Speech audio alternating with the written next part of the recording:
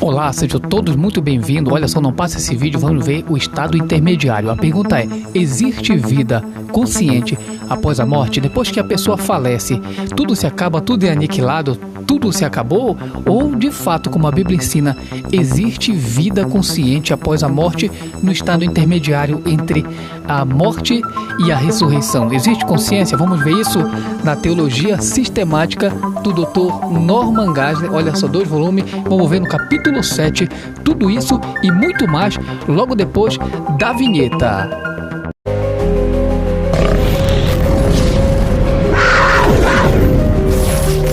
Olá, tudo bem? Sejam todos muito bem-vindos. Estamos dando continuidade. Esse é o vídeo 3 sobre o tema Vida Consciente após a morte. Estamos trazendo esse conteúdo na Teologia Sistemática do Dr. Norman Geisler, que é esse livro aqui em 2 volumes.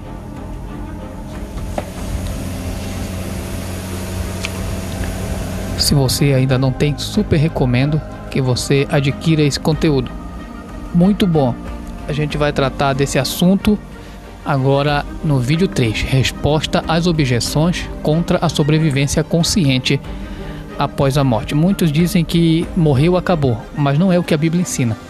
Muitos dizem que quando a gente morre, tudo é aniquilado, mas a Bíblia mostra ao contrário. Para isso eu te convido a assistir o vídeo 1, o vídeo 2 e assista todo esse vídeo 3. Eu vou deixar aqui o link aí na descrição, o link dos outros 2 vídeos. O primeiro vídeo fala sobre a base bíblica para a consciência na vida após a morte. No vídeo 2, no vídeo 1 fala da base bíblica, no vídeo 2 a gente vai ver sobre essa questão também, dando continuidade a esse mesmo tema. Vamos falar lá sobre a base histórica, a base teológica, e assim você vai se inteirar mais. Vamos lá. Muitos argumentos foram apresentados contra o ensinamento bíblico de que a alma existe em um estado consciente entre a morte e a ressurreição. Se você ainda não é inscrito, não esquece de se inscrever. Se ainda não segue, não esquece de seguir. Só aqui você vai encontrar esses conteúdos em primeira mão, de forma apologética, filosófica, teológica e bíblica. Vamos ver. Objeção 1. Vamos ver a primeira objeção. Qual é a objeção que os incrédulos, os céticos fazem a esse respeito? Primeira objeção, baseada nas descrições bíblicas, é da morte como um sono. Jesus disse: Lázaro, o nosso amigo dorme, mas vou despertá-lo do sono. No Evangelho de João 11, versículo 11. Paulo usou a mesma palavra para referir-se aos entes queridos falecidos. Dizemos-vos, pois, isto pela palavra do Senhor: nós, os que ficarmos vivos, para a vinda do Senhor, não precederemos os que dormem. Em 1 Tessalonicenses 4,15. Dormir não implica um estado de inconsciência? Vamos ver uma resposta? Resposta à objeção 1. Esta opinião deve ser rejeitada por vários motivos. Primeiro, como demonstrado anteriormente, a alma permanece consciente depois da morte. Segundo, somente o corpo morre. Portanto, somente o corpo pode ressuscitar. Jesus referiu-se à ressurreição do corpo como o despertar de um sono. Ele fala em João, capítulo de número 5, versículo de número 28 e versículo 29. E se confirma em João 11, versículo 11 e 14. Terceiro, considerando o que Jesus disse, dormir e estar morto significam a mesma coisa. No Evangelho de João 11, versículo 11 ao 14. O corpo está morto, mas a alma não.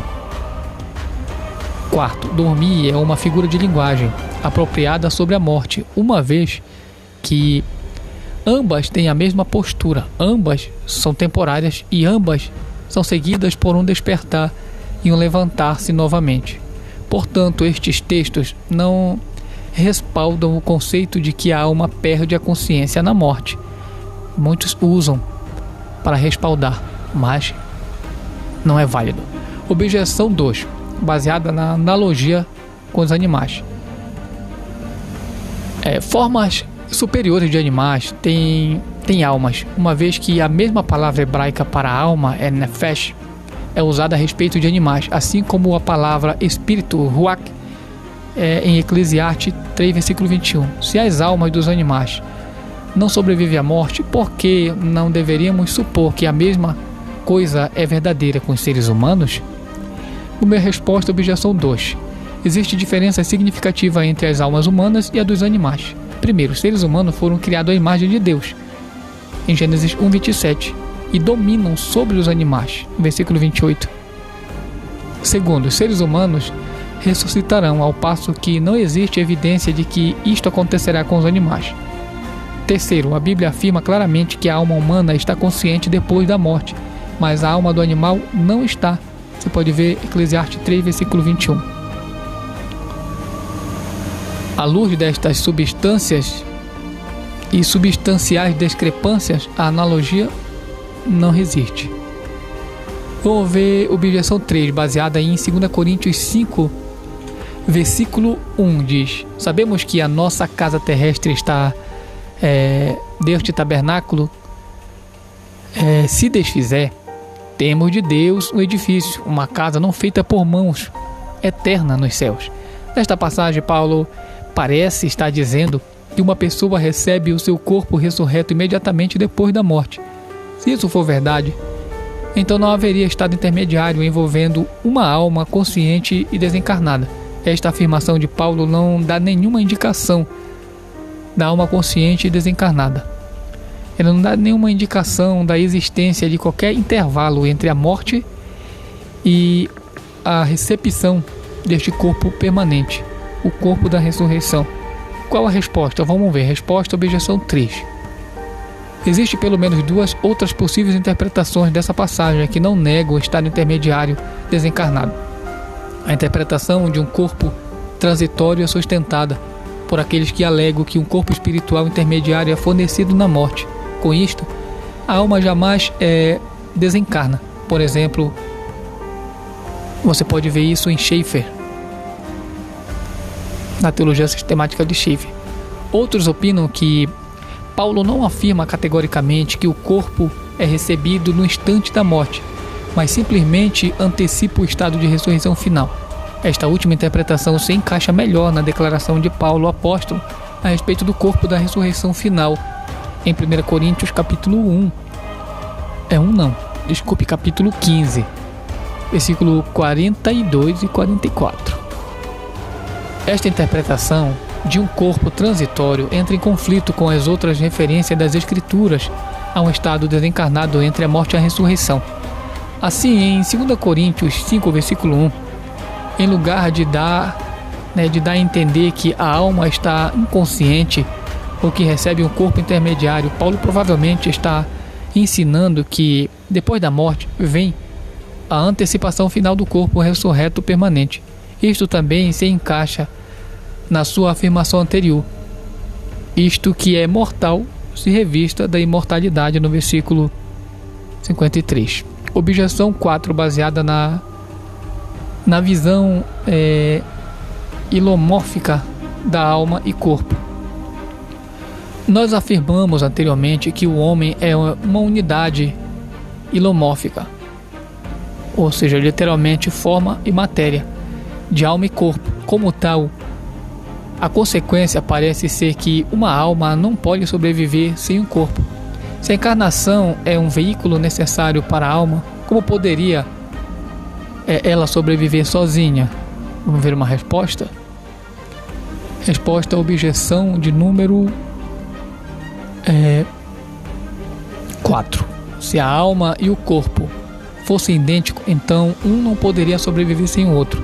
No entanto, o corpo e a alma são uma unidade, não uma identidade. Este é um dos principais problemas com o monismo antropológico. A alma é para o corpo o que o pensamento imaterial é para as palavras escritas no papel ou material. O pensamento expresso por meio de palavras permanece mesmo quando o papel não existe.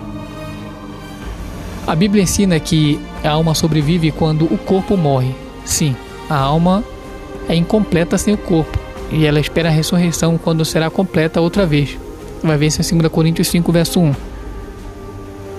Mas a sobrevivência como uma alma nua não é impossível. Deus e os anjos são puro espírito. Está no Evangelho de João 4, verso 24 e Hebreus 1, verso 14. Eles existem sem o corpo. Além disso, entre a sua morte e a sua ressurreição, Cristo existiu sem o seu corpo. Consequentemente, a objeção fracassa.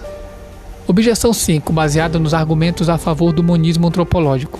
Os argumentos básicos dessa escritura a favor do monismo antropológico, uma identidade corpo-alma, se originam da natureza dos seres humanos e de uma suposta unicidade do corpo e alma. O argumento é de que os seres humanos têm uma única natureza, uma natureza humana. Você pode ver para confirmar Atos 17, verso 26. E que esta natureza é compartilhada igualmente por todos os seres humanos. Portanto, a alma e o corpo devem ser uma única natureza e não duas naturezas. Vamos ver a resposta para essa objeção 5.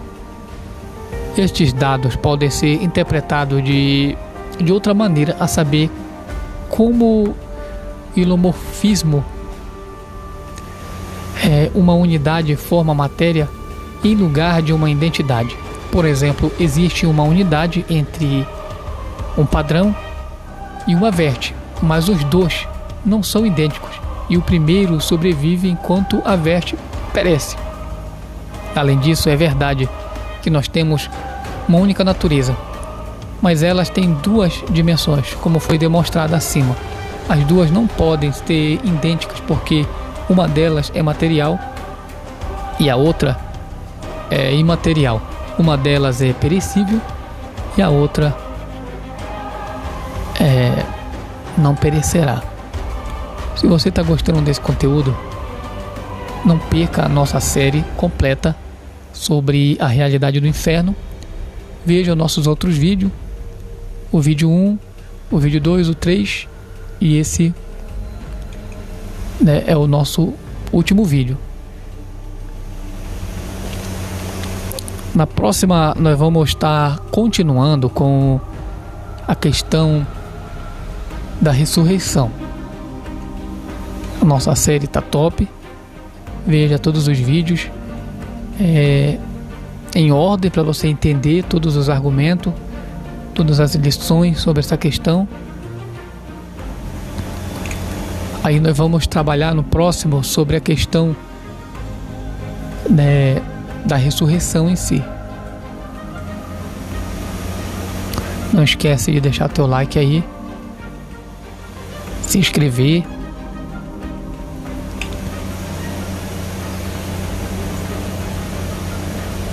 Que Deus abençoe. Vamos ver a ressurreição dos crentes no próximo vídeo.